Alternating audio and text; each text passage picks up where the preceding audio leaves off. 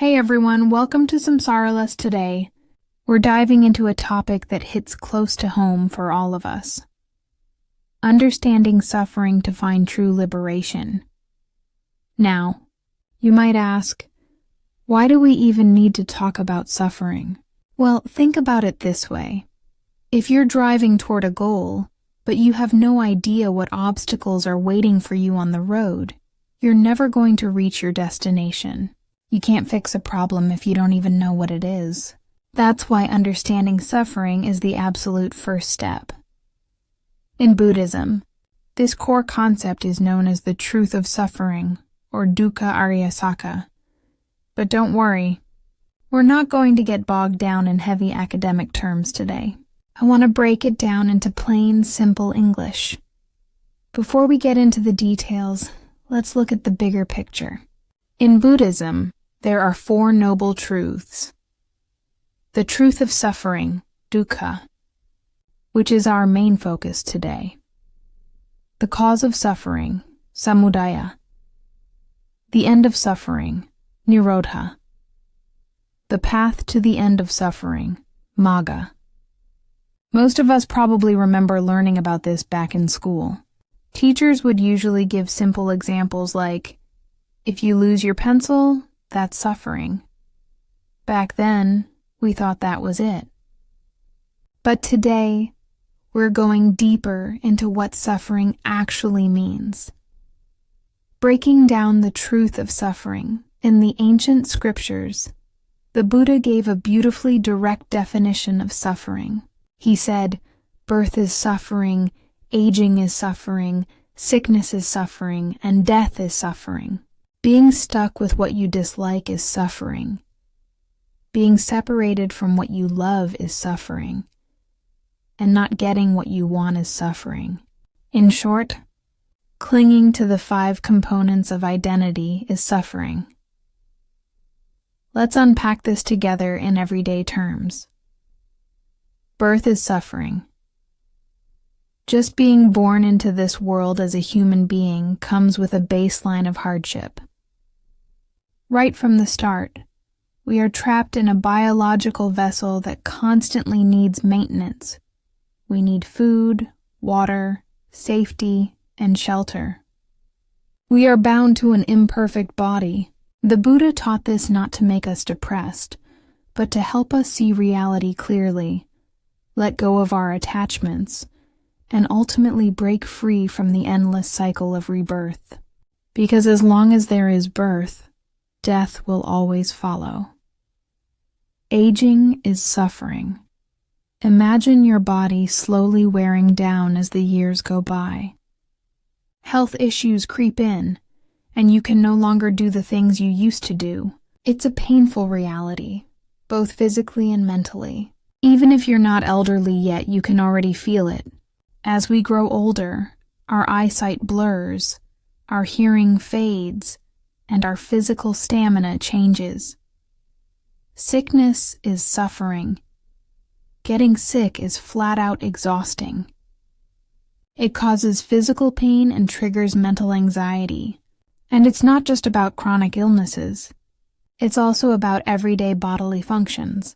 For example, many women experience intense discomfort during their monthly periods. On top of the physical toll, our minds start racing with anxiety.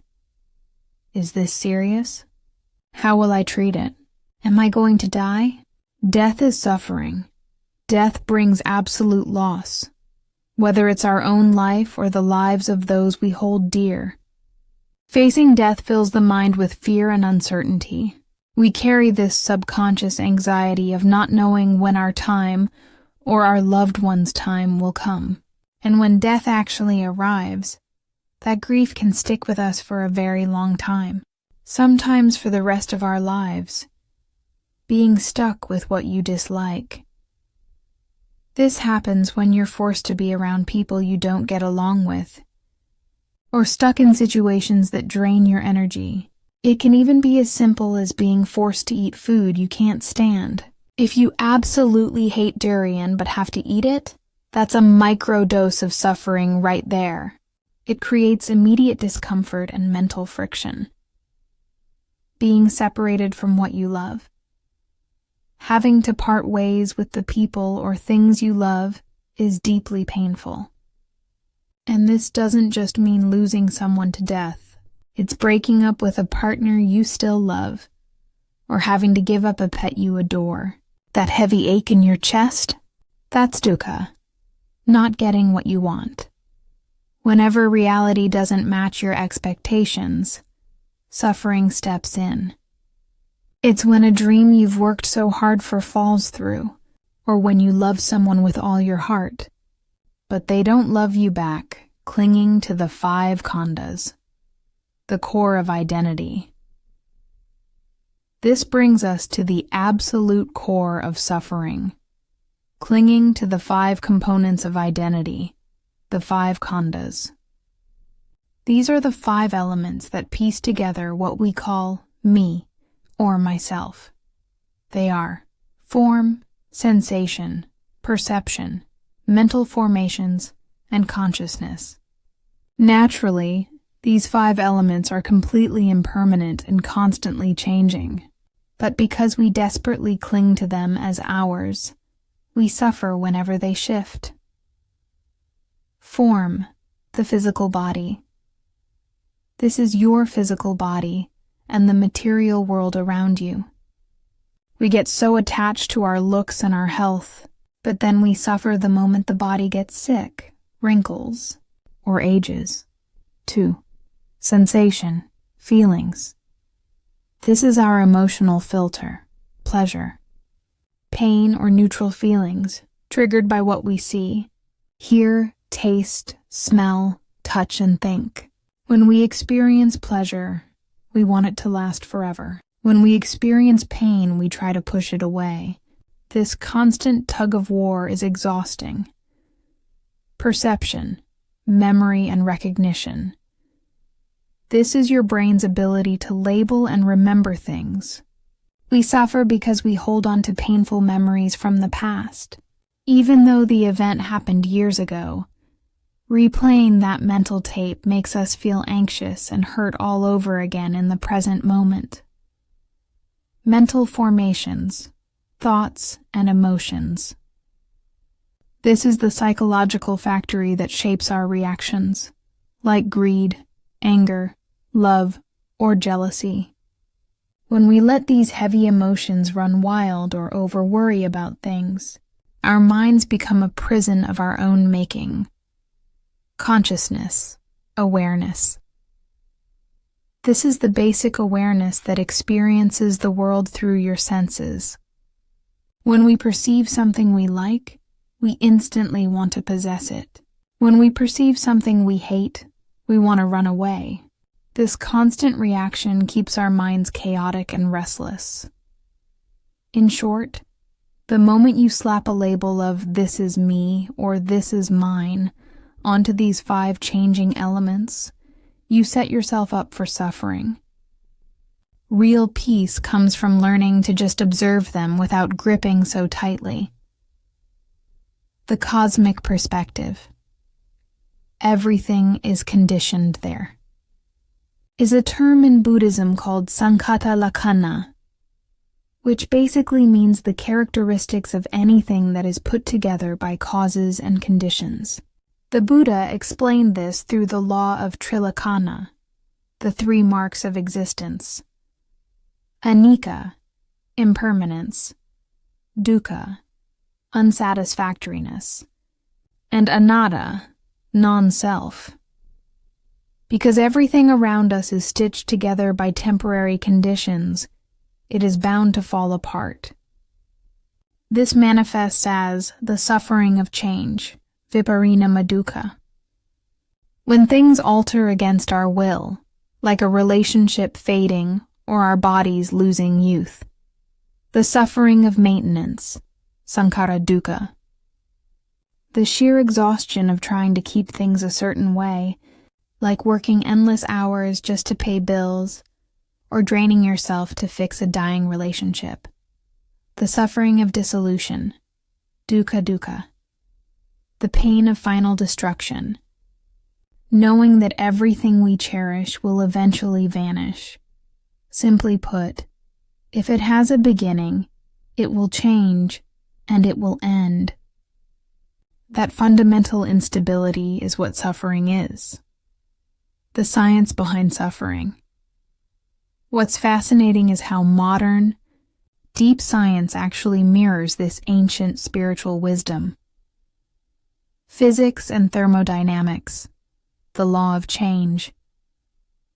In physics, the second law of thermodynamics, entropy, states that everything in the universe naturally moves from order to disorder. Energy and matter are constantly dispersing. Science proves that nothing can stay perfectly still or permanent, exactly what Buddhism calls anicca. Neuroscience and psychology, how we process pain. Neuroscience shows that suffering isn't just an abstract idea. It's a physical response in the brain triggered by external stimuli. Interestingly, modern psychological frameworks like CBT, cognitive behavioral therapy, explicitly state that understanding and accepting your pain is the fastest way to reduce it.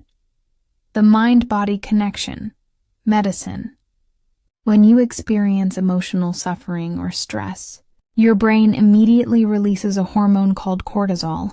If left unchecked, it physically damages your immune system and organs. Your mind and body are profoundly interconnected. Quantum physics, the illusion of certainty.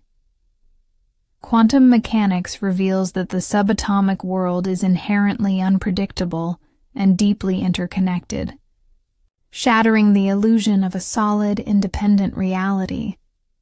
Additionally, research in psychological therapy confirms that leaning into your suffering and understanding it is exactly how you lessen its grip over you. Shifting your perspective to handle life's challenges aligns perfectly with Buddhist practice. Final thoughts at the end of the day.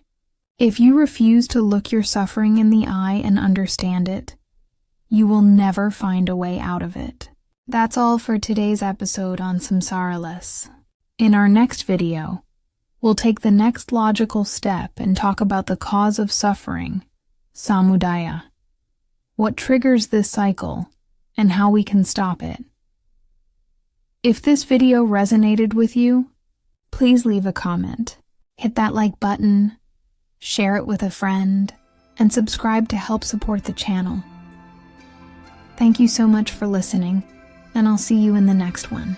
Take care.